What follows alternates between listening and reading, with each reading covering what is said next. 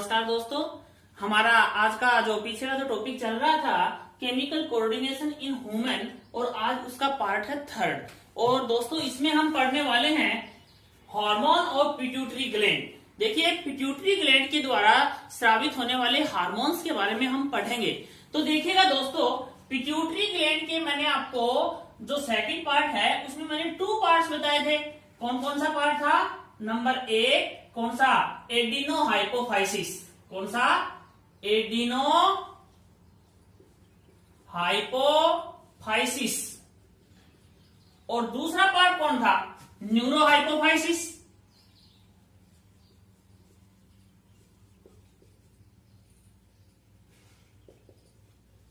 तो देखिएगा दोस्तों, सबसे पहले हम पढ़ेंगे एडिनो हाइपोफाइसिस द्वारा स्रावित होने वाले हार्मोन्स के बारे में। कौन से हार्मोन्स के बारे में? एडिनो हाइपोफाइसिस द्वारा स्रावित होने वाले हार्मोन्स के बारे में। तो देखिए दोस्तों, एडिनो हाइपोफाइसिस द्वारा जो हार्मोन है, देखिए हार्मोन बहुत से पढ़ेंगे हम इस लेसन में बहुत ज्यादा हार्मोन पढ़ेंगे।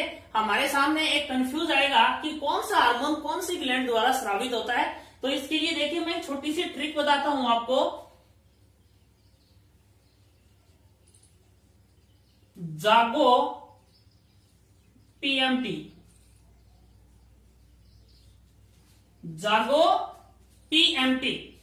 देखिएगा, एडिनो हाइपोफाइसिस द्वारा स्रावित होने वाले हार्मोन्स के बारे में हम पढ़ रहे हैं। एडिनो हाइपोफाइसिस, इसके द्वारा जो हार्मोन स्रावित हो रहे हैं उसमें देखिए जागो PMT.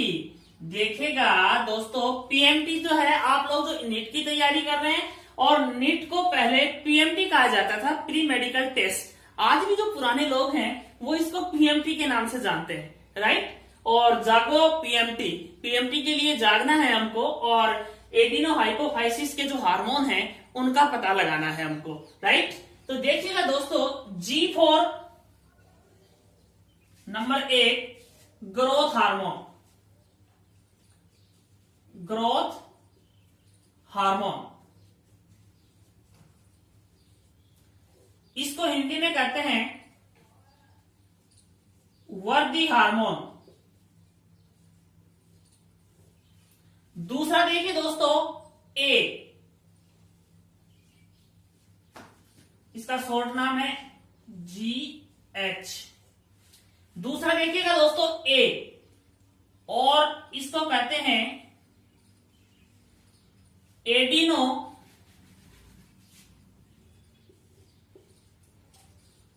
Adreno कोर्टिकोट्रोपिक hormone,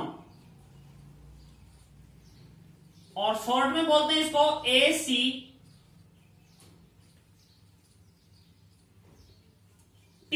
hormone. 2 hormone हो गए। गो,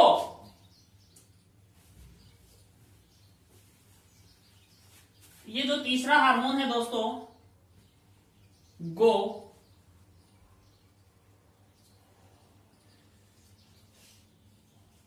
थर्ड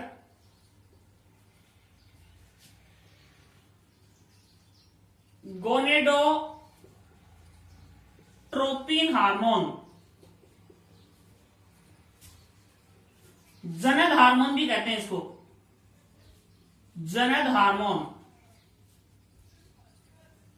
इस हार्मोन के आगे 2 पार्ट्स हैं,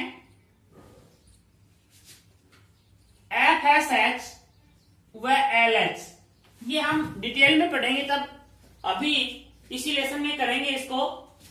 देखिएगा दोस्तों, P4 फोर्थ हार्मोन है,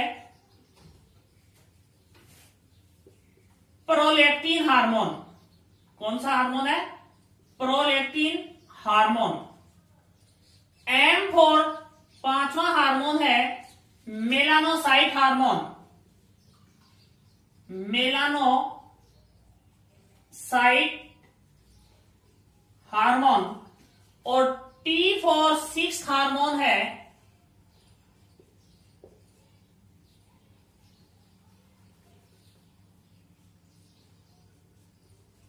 थायरोट्रोपिन हार्मोन। तो देखिएगा दोस्तों, इस ट्रिक से हमने पिट्यूटरी ग्लैंड की जो एडिनोहाइपोफाइसिस है इसके द्वारा स्रावित होने वाले सभी हार्मोन्स का पता लगा लिया है। और हमारी ट्रिक क्या है?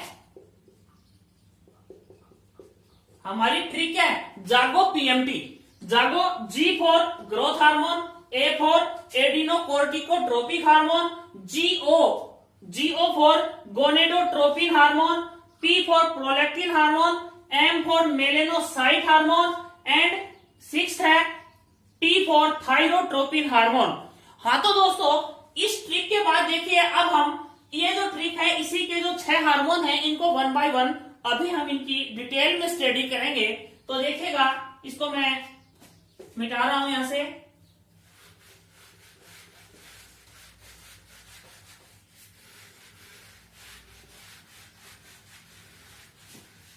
सबसे पहले है ग्रोथ हार्मोन। पहला हार्मोन है ग्रोथ हार्मोन। देखिएगा दोस्तों, इस ग्रोथ हार्मोन को मैंने आपको शॉर्ट में इसका नाम बताया था GH हार्मोन, या फिर इसी हार्मोन को सोमेटोट्रोपिन हार्मोन, सोमेटोट्रोपिन हार्मोन।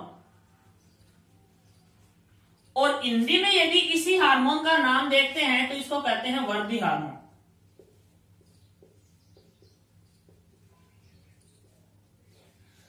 हाँ तो दोस्तों देखिएगा, इसके नाम से पता चल रहा है कि इस हार्मोन के क्या क्या फंक्शन है। देखिएगा, सबसे पहला हमारा क्वेश्चन यही है कि एडिनोहाइपोफाइसिस से स्रावित होता है। और एडिनोहाइपोफाइसिस के कौन से पार्ट से स्रावित होता है? ये पार्स डिस्टेलिस। मैंने आप लोगों को बताया था मात्र और मात्र एक मेलेनोसाइट हार्मोन ऐसा है जो कि पार्स इंटरमीडिया के द्वारा सीक्रेट होता है। बाकी सारे के सारे हार्मोन कहां से स्रावित होंगे?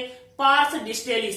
अब देखिएगा दोस्तों, पार्स डिस्टेलिस है तो इस हार्मोन के फंक्शन देखिएगा आप लोग, इसके फंक्शन पढ़ेंगे हम लोग। तो इसका पहला फंक्शन है कि ये वृद्धि को प्रेरित करने वाला हार्मोन है। नाम से पता चल रहा है। तो ये ग्रोथ स्टिमुलेटिंग हार्मोन है। कौन सा हार्मोन है ये? ग्रोथ स्टिमुलेटिंग हार्मोन है, या वृद्धि को प्रेरित करने वाला हार्मोन है। वृद्धि प्रेरक हार्मोन है।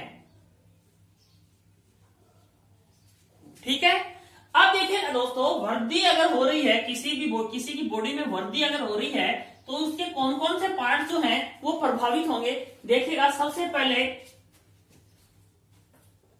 अस्थि, पेशियां, अस्थि, पेशियां,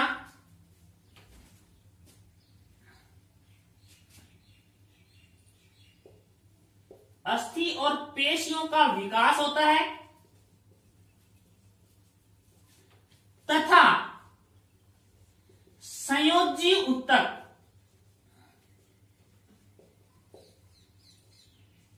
की वृद्धि होती है। हाँ तो दोस्तों देखिएगा, ये कौन सा हार्मोन है? पहला फंक्शन क्या है इसका? कि ये वृद्धि प्रेरक हार्मोन है। दूसरा क्या बताया? ये अस्थि पेश और पेशियों का विकास करता है तथा संयोजी ऊतक की वृद्धि करता है। इसके बाद देखिए दोस्तों, इसका जो तीसरा फंक्शन है वो ये है कि ये कोशिका विभाजन को प्रेरित करता है, सेल डिवीजन को स्टिमुलेट करता है। हिंदी में लिखूं तो कोशिका विभाजन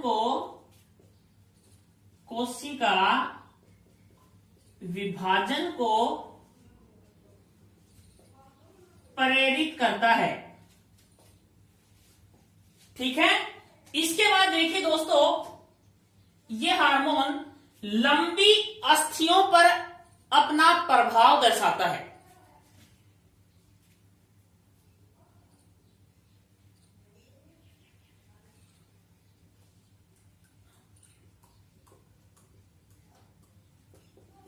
अस्थियों की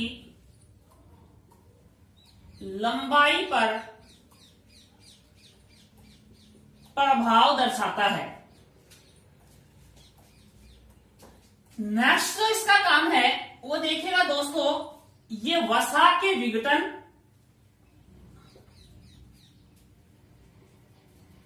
वसा के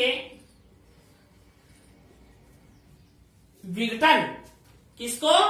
वसा के विघटन व इसके उपयोग को, वसा के विघटन एंड उपयोग को प्रेरित करता है, उपयोग को प्रेरित करता है। क्या करता है? वसा के उपयोग को और इसके विघटन को प्रेरित करता है। इसके अलावा देखिएगा दोस्तों, ये उत्तक क्षय को रोकता है। ये उत्तक क्षय को रोकता है। किसको रोकता है? उत्तक क्षय को रोकता है। इसके अलावा देखिएगा, ये दूध स्राव को प्रेरित करता है। ये किसको प्रेरित करता है? दूध स्राव को प्रेरित करता है।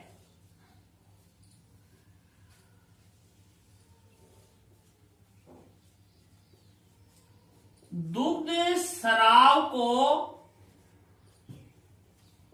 प्रेरित करता है। इसके अलावा देखिएगा,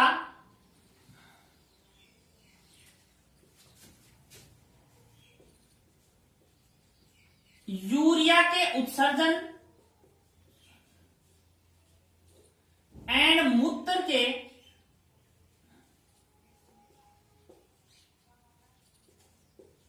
निष्कासन को प्रेरित करता है।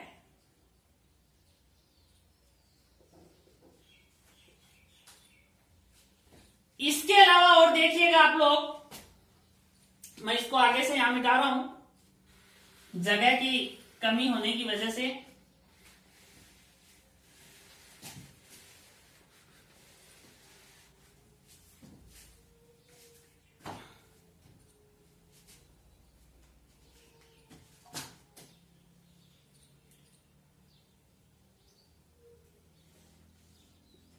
ये यकृत में, कहां पे? यकृत में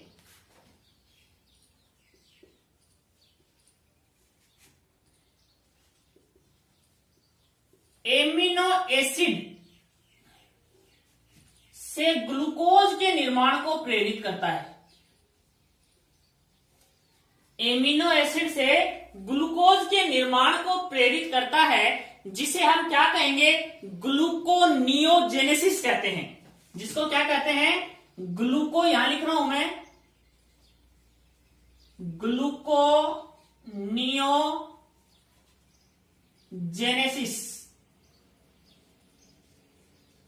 क्या कहते हैं इस प्रोसेस को? ग्लूकोनियोजेनेसिस। देखिए जगह की थोड़ी कमी होने की वजह से थोड़ा सा इसको छोटा लिखा जा रहा है। देखिए यकृत में क्या करता है? एमिनो एसिड को किस में कन्वर्ट करता है? ग्लूकोज में। और इस प्रोसेस को क्या कहते हैं? ग्लूकोनियोजेनेसिस। इसके अलावा यकृत में ये क्या करता है? दूसरी प्रोसेस भी है, लीवर में ही करता है। और क्या करता है? ग्लूकोज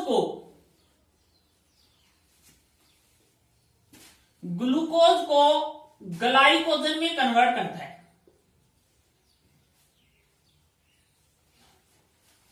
और इस प्रोसेस को कहते हैं ग्लाइकोजेनेसिस। क्या कहते हैं इस प्रोसेस को? ग्लाइकोजेनेसिस।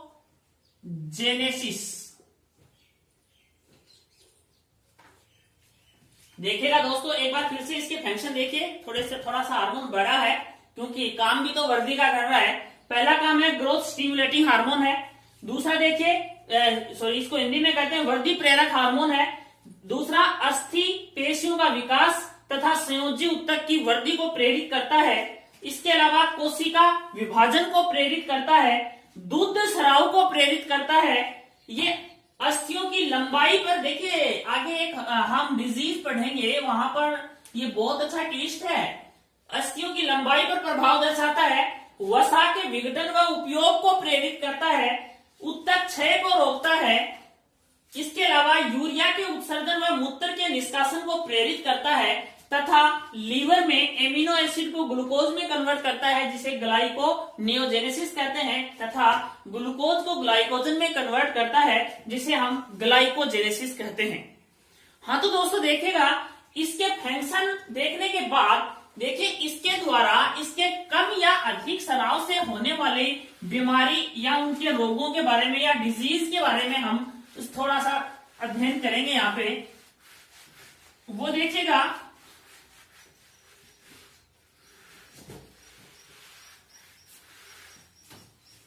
सबसे पहले देखिए हाइपोसीक्रेशन के कारण सबसे पहली जो बीमारी है वो है ड्वार्फिज्म। कौन सी बीमारी है? ड्वार्फिज्म।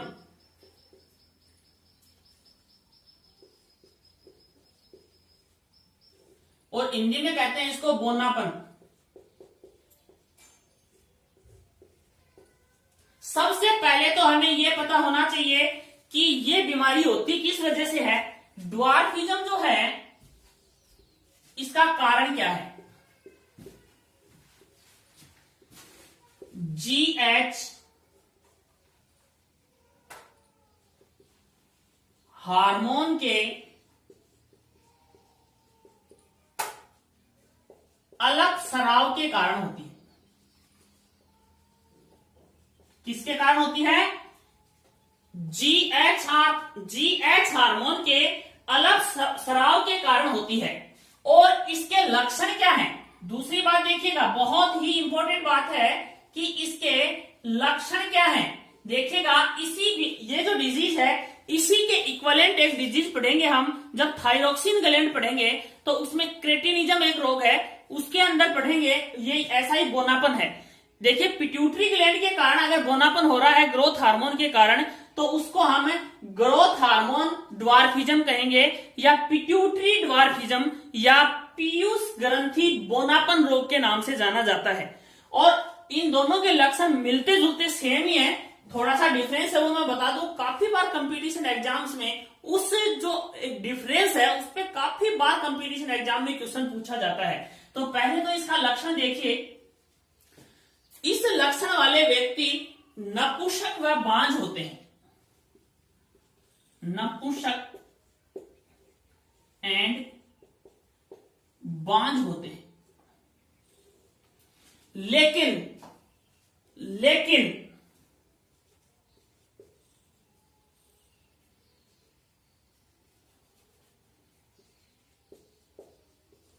ये है वो बात जो मैं बताने वाला हूं अभी आपको। लेकिन मानसिक रूप से या मेंटली कैसे होते हैं? मानसिक रूप से सामान्य होते हैं। सामान्य होते हैं। देखिएगा, जो थायरोक्सिन हार्मोन की वजह से जो व्यक्ति बोने हैं वो मानसिक रूप से भी सामान्य नहीं होते, मानसिक भी उनके अंदर त्रुटियां पाई जाती हैं, वो मानसिक रूप से कमजोर होते हैं। अब देखिएगा दोस्तों, इतना कुछ होने के बाद आगे देखिएगा, इसके कारण दुर्बलता आती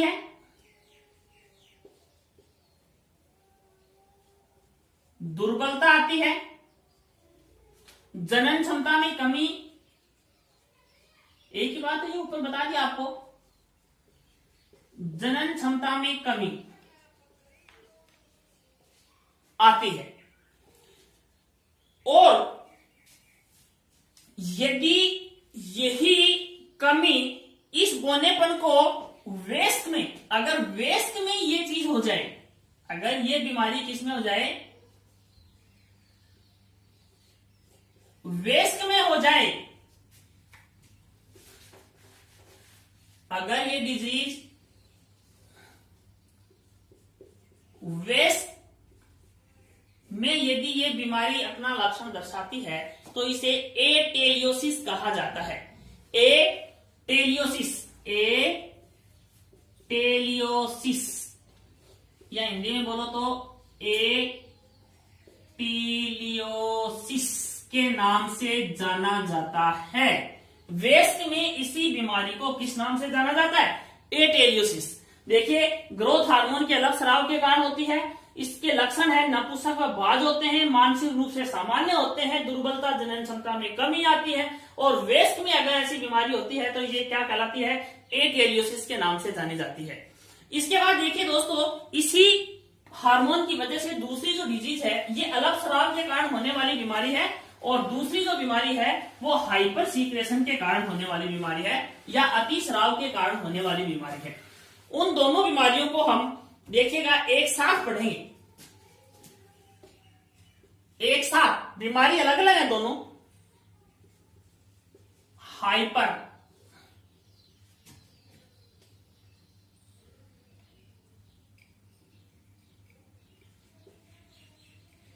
secretion of GH. Hyper secretion या अति स्राव के कारण, अति स्राव के कारण होने वाली जो बीमारी है उसके बारे में देखिएगा दोस्तों आप लोग। पहली मैं इन्हीं बीमारियों को और यहीं से ही बता रहा हूं आपको, चलो अलग अलग बता देता हूं। सेकंड नंबर की जो बीमारी है उसका नाम है आप लोगों ने गिगेंटिज्म या गाइगेंटिज्म, महाकायता, महाकायता।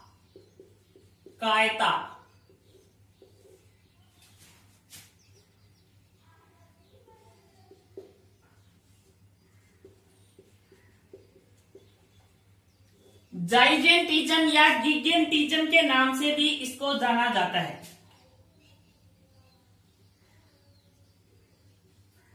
गिगेंटिज्म।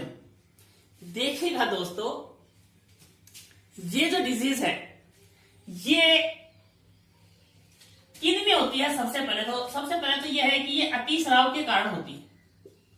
ये किसके कारण होती है? अतिस्राव। और किसके अतिस्राव के कारण? ग्रोथ हार्मोन की, ग्रोथ हार्मोन के अतिस्राव के कारण होती है। और इसका लक्षण क्या है?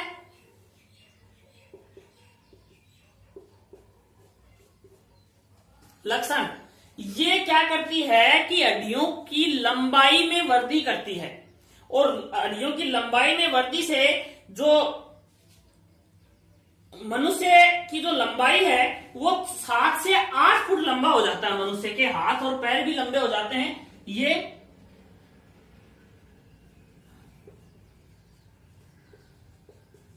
अस्थियों की लंबाई में वृद्धि करता है, में वृद्धि होती है इसमें। दूसरा, हाथ एंड पैर की अस्थियां लंबी हो जाती हैं, लंबी हो जाती हैं। और तीसरा, व्यक्ति 7 से 8 फीट या 8 फुट लंबा हो जाता है। कितना? 7 से 8 फुट लंबा हो जाता है। और सबसे अच्छी बात यह है कि ये जो डिजीज है ये बाल्य अवस्था में होती है भाई। बाल्य अवस्था में ग्रोथ हार्मोन के अति स्राव के कारण ये डिजीज होती है। और इसको आप लोग याद रखेंगे। हमारे यहाँ रीजनल क्षेत्र में, हमारे यहाँ क्षेत्र में गीगा किसको बोलते हैं? छोटे बच्चे को बोलते हैं। गीगेंट, GIG, गीगा, ऐसे याद रखेंगे आप लोग। ये थोड़ा सा इसको याद रखेंगे। गीगा, गीगा किसको कहते हैं? छोटे बच्चे को, बाल्य अवस्था में। तो गीगा राजस्थानी में जो गीत भी गाए जाते हैं, जो पुराने जो सिंगर है राजस्थानी, वो काफी गीगा जो है वो पॉपुलर है हमारे इलाके के। तो गीगा मीन्स बच्चा, छोटा बच्चा। छोटे बच्चे के अंदर यदि ग्रोथ हार्मोन की अतिस्राव होती है, अतिस्राव होता है तो अस्थियों की लंबाई में वृद्धि होती है, 7 से 8 फुट लंबा हो जाता है। हाथ पैर की अस्थियां क्या हो जाती हैं? लंबी हो जाती हैं। तो इसी के साथ हम अब अगली जो थर्ड डिजीज है इसकी वो पढ़ेंगे, एक्रोमेगेली।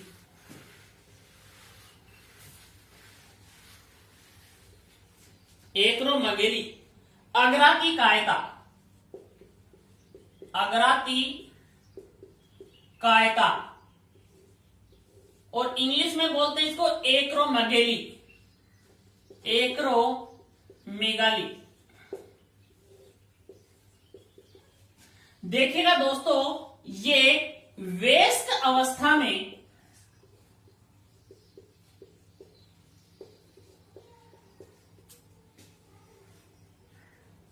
ग्रोथ हार्मोन के अतिस्राव के कारण होती है, अतिस्राव के कारण होती है। दूसरा देखिए इसके लक्षण,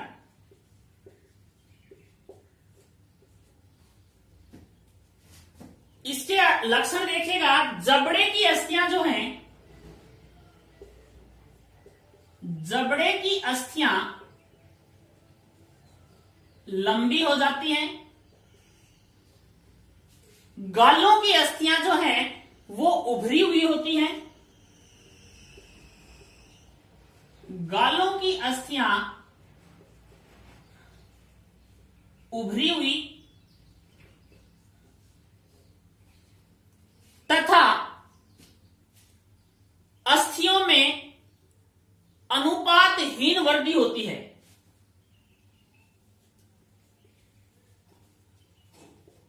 अस्थियों में अनुपातहीन वृद्धि होती है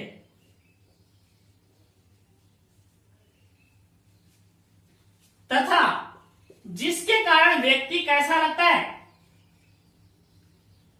जिसके कारण व्यक्ति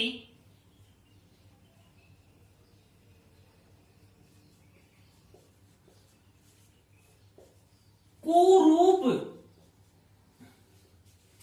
बेडोला लगता है। ये है एक्रोमेगाली रोग। कब होता है? ये वेस्ट में होता है। गिगेंटिज्म कब होता है? गीगा छोटा होता है, बाल्य अवस्था में होता है, और एक्रोमेगाली कब होता है? वेस्ट अवस्था में होता है। ये इंपॉर्टेंट चीज है, काफी बार कंपटीशन एग्जाम में पूछा जाता है कि ये कौन सी स्टेज में होता है। ठीक है, इसके बाद देखिए कभी कभी क्या होता है, काइफोसिस, क्या? कुबड़, कुबड़ निकल जाती है इसकी वजह से। क्या निकल जाती है? कुबड़ निकल जाती है, जिसको हम क्या कहते हैं? काइफोसिस।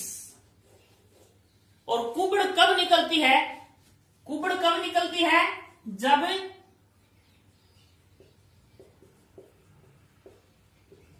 कशेरुक दंड के मुड़ने के कारण, मुड़ने या झुकने के कारण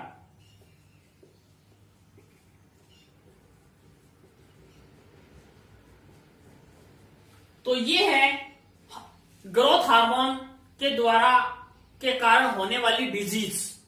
ठीक है, इसके बाद देखिएगा दोस्तों, ये था पहला हार्मोन हमारा। अब हम दूसरे हार्मोन की चर्चा करेंगे। दूसरा हार्मोन क्या था? जागो। हमारी ट्रिक क्या है? जागो पीएमटी। जागो पीएमटी हमारी ट्रिक है। तो देखिएगा दोस्तों, जागो पीएमटी ये तो हो गया। अब बचा ये, तो दूसरा hormone Adreno, Adreno cortico trophic hormone, और दोस्तों इसको शॉर्ट में बोलते हैं ACTH। कौन सा हार्मोन बोलते हैं इसको? ACTH। तो देखिएगा, इसके लिए हम एक ट्रिक काम में लेंगे। AC, ये जो हार्मोन है एड्रिनल ग्रंथि के कोर्टेक्स, A फॉर एड्रिनल और कोर्टी मतलब कोर्टेक्स, नाम से पता चल रहा है ये एड्रिनल ग्लैंड के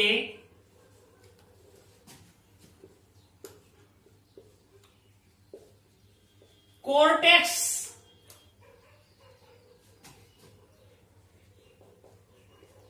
भाग द्वारा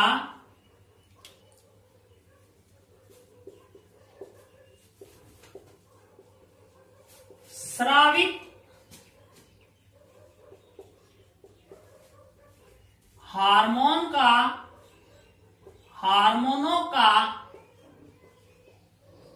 हार्मोनों के स्राव को प्रेरित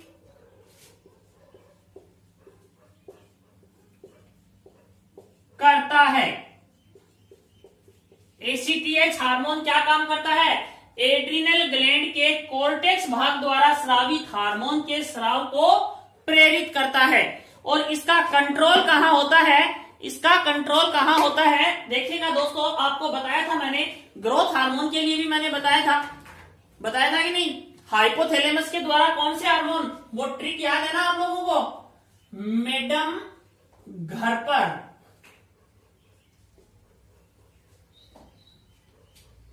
घर मीन्स ग्रोथ हार्मोन में दोनों होते हैं, इनहिबिटरी एंड रिलीजिंग हार्मोन के कंट्रोल में ग्रोथ हार्मोन रहता है हाइपोथैलेमस के द्वारा स्रावित। और ये एड्रिनोकोर्टिकोट्रोपिक हार्मोन जो है, इसका नियंत्रण किसके द्वारा होता है? कंट्रोल किसके द्वारा होता है? इसका कंट्रोल होता है हाइपोथैलेमस द्वारा स्रावित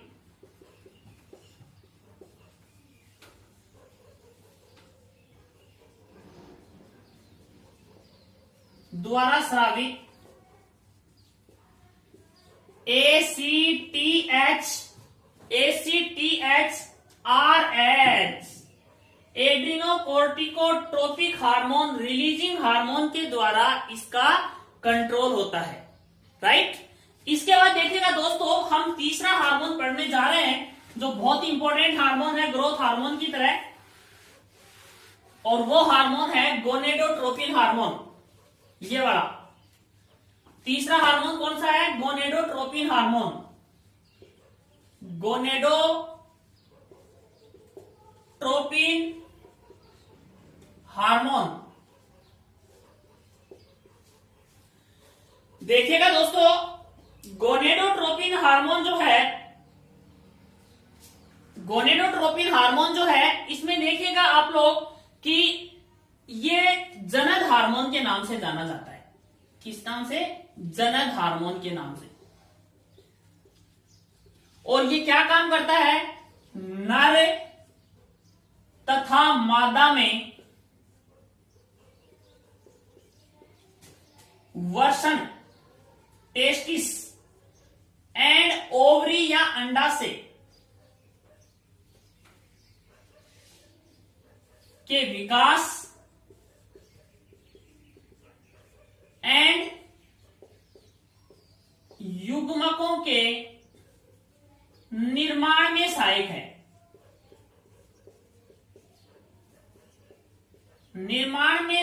है। देखिएगा दोस्तों, नर तथा मादा में वर्षण तथा अंडाशय के विकास एवं युग्मकों के निर्माण में सहायक है। ये जो हार्मोन है, ये 2 प्रकार के होते हैं। कितने प्रकार के होते हैं? 2 प्रकार के होते हैं। एक का नाम है FSH और दूसरे का नाम है LH। इसको मिटा रहा हूं भाई मैं नीचे जगह की वजह से। कितने हैं हार्मोन? गोनेड हार्मोन कितने हैं टोटल? 2। फॉलिकल स्टिमुलेटिंग हार्मोन, पुट्टक प्रेरक हार्मोन। देखिए, ये फीमेल में अंडाशय पुट्टिकाओं की वृद्धि व परिपक्वन में सहायक है। इनके वृद्धि व परिपक्वन को प्रेरित करता है तथा मादा हार्मोन एस्ट्रोजन हार्मोन के स्राव को प्रेरित करता है। इसके साथ ही देखिए, ये मेल में देखिए शुक्रजनन नलिकाओं की वृद्धि करता है। सेमिनिफेरस ट्यूब्यूल्स की वृद्धि करता है तथा स्पर्मेटोजेनेसिस या शुक्राणु निर्माण की क्रिया को प्रेरित करता है। देखिएगा, फॉलिकल स्टिमुलेटिंग हार्मोन, ये हार्मोन गेमेट फॉर्मेशन में या युग्मक निर्माण में अपनी भूमिका रखता है, जिस कारण से इसको गेमेटोजेनिक कारक भी कहा जाता है।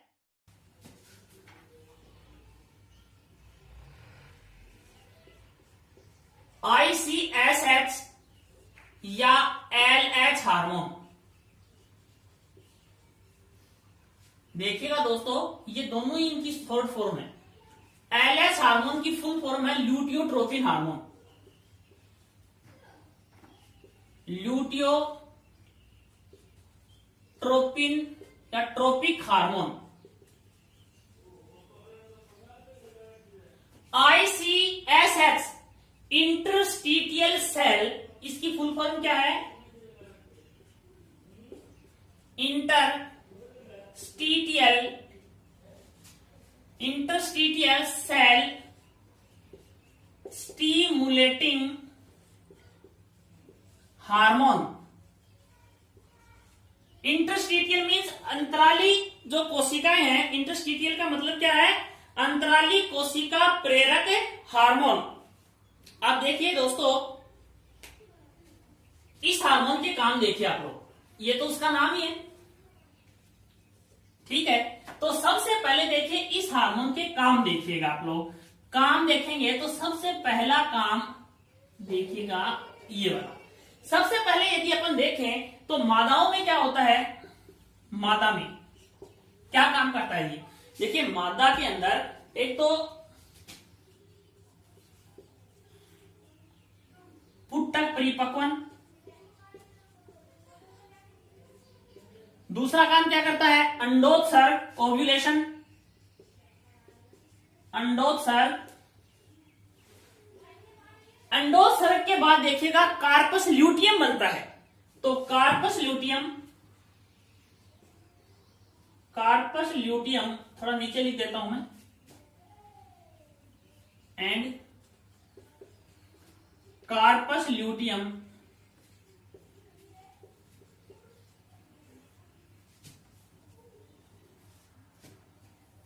को प्रेरित करता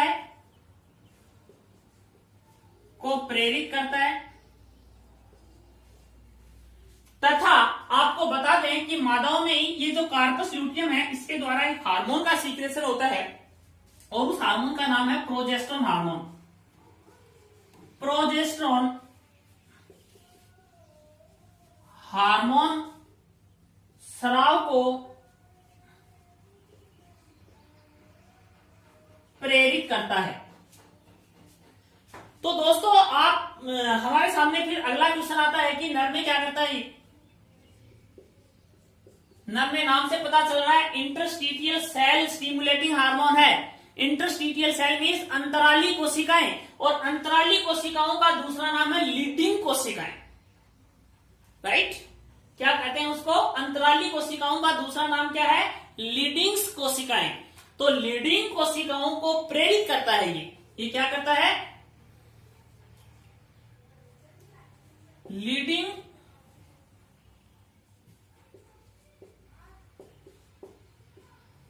कोशिकाओं को प्रेरित कर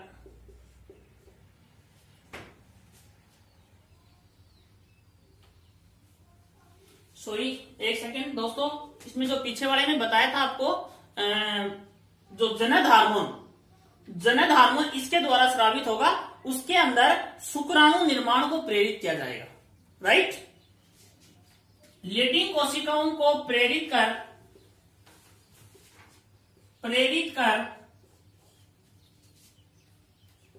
नर हार्मोन टेस्टोस्टेरोन के स्राव को प्रेरित करता है।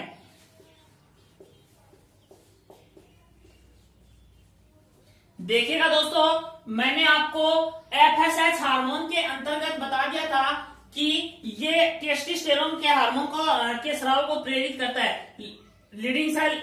लेकिन उसके अंदर जो थी वो लीडिंग सेल नहीं थी, राइट? तो उसमें जो बताया है वो नहीं है, समझ में आ गया? वो बाय मिस्टेक वहां बोल दिया गया था। लेकिन यहां पर ये टेस्टोस्टेरोन हार्मोन का सीक्रेशन कहां होता है? ICSH या LH हार्मोन के द्वारा इसका स्राव होता है। तो ये नर हार्मोन टेस्टोस्टेरोन के स्राव को प्रेरित करता है, ठीक है। इसके बाद देखिएगा दोस्तों,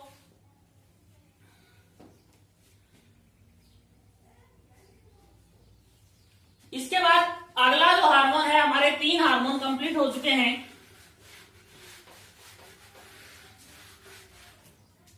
पी, प्रोलैक्टिन हार्मोन। चौथा हार्मोन है प्रोलैक्टिन हार्मोन। प्रोलैक्टिन हार्मोन दोस्तों, इसको लेक्टोजेनिक हार्मोन भी कहते हैं। लेक्टोजेनिक हार्मोन भी कहते हैं। कौन सा हार्मोन कहते हैं? लेक्टोजेनिक हार्मोन भी इसको कहा जाता है। इसी को मेमोट्रोपिन के नाम से भी जाना जाता है।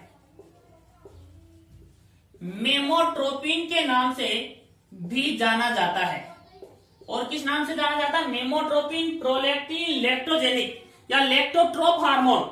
ये हार्मोन क्या काम करता है? ये हार्मोन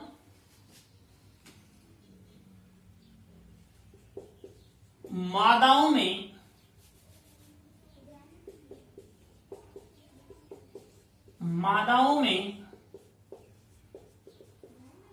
प्रसव से पूर्व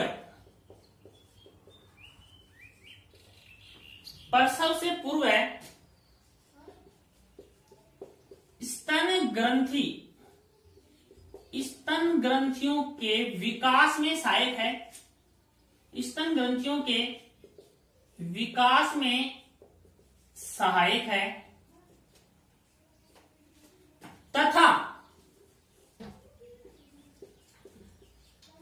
प्रसव के बाद, प्रसव से पहले क्या करता है? प्रसव से पूर्व ये काम करता है और प्रसव के बाद दूध निर्माण को प्रेरित करता है। क्या करता है? दूध निर्माण को प्रेरित करता है। ध्यान रहे, ये दूध के प्रोडक्शन को प्रेरित करता है।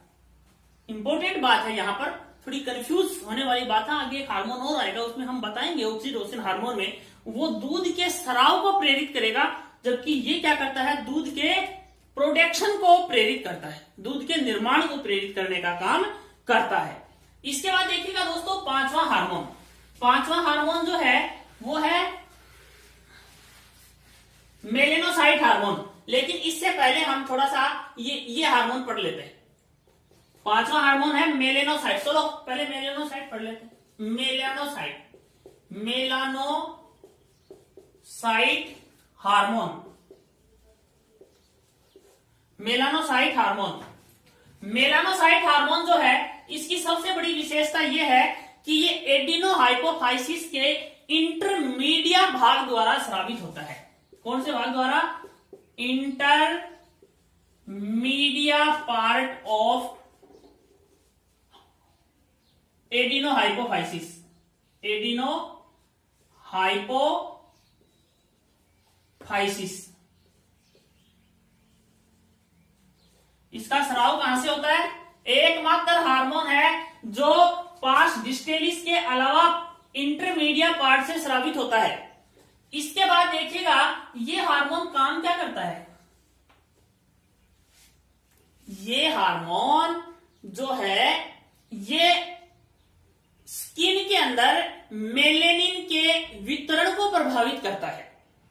किसको प्रभावित करता है? मेलेनिन के वितरण को प्रभावित करता है। ये रंगा कोशिकाओं में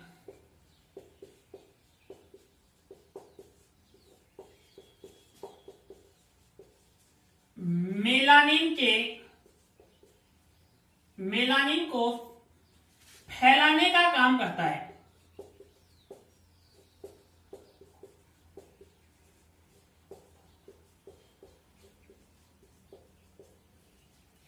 इसकी वजह से ही मनुष्य में चकते एंड तिल, इसकी वजह से ही मनुष्य में चकते व तिल बनते हैं। देखिएगा दोस्तों, ये हार्मोन जो है ये धूप में ज्यादा एक्टिव होता है, जिस वजह से ही देखो आपने देखा होगा काफी मेल्स को कि वो माउथ को कवर करके रखती हैं, क्योंकि धूप की वजह से जब उनकी स्किन पे वो पड़ता है तो उसके वजह से ये जो मेलेनिन जो है वो ज्यादा बन जाएगा, और मेलेनिन ज्यादा बनने से जो कालक जो है वो आती है चेहरे पर, फेस थोड़ा काला होता है। इस वजह से इस मेलेनिन से के प्रोटेक्शन को बचाने के लिए धूप से बचाया जाता है, ताकि धूप का प्रभाव नहीं पड़े और मेलेनोसाइट हार्मोन का स्राव नहीं हो। ठीक है, इसके बाद देखिएगा दोस्तों, लास्ट हार्मोन है इस ग्रंथि के द्वारा स्रावित होने वाला, वो है thyrotropin hormone. T for thyrotropin hormone. कौन सा हार्मोन है? Thyrotropin hormone. ये हार्मोन जो है, ये हार्मोन जो है ये थायराइड ग्रंथि के स्राव को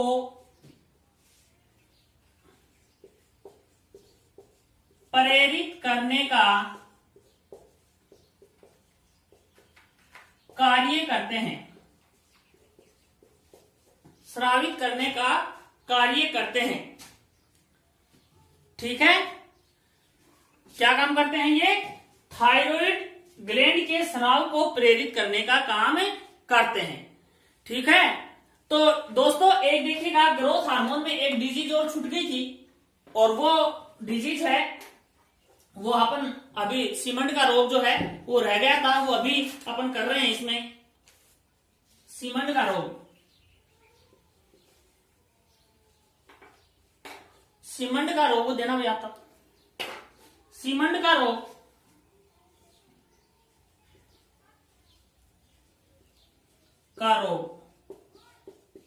ये ग्रोथ हार्मोन में है भाई। ये तीसरी डिजीज छूट गई थी वहां पे। देखेगा, सीमंड का रोग क्या है?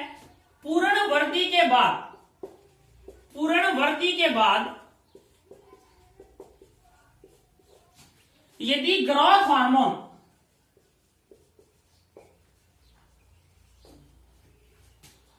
का स्राव कम हो जाए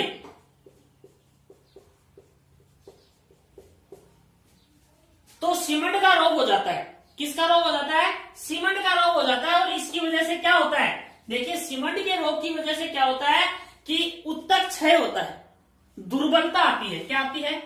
दुर्बलता आती है, दुर्बलता आती है, और व्यक्ति समय से पूर्व ही बूढ़ा हो जाता है। व्यक्ति समय से पूर्व ही वृद्ध हो जाता है। ठीक है, तो ये थे दोस्तों एडिनोहाइपोफाइसिस द्वारा स्रावित होने वाले हार्मोन। इसके बाद हम पढ़ेंगे न्यूरोहाइपोफाइसिस।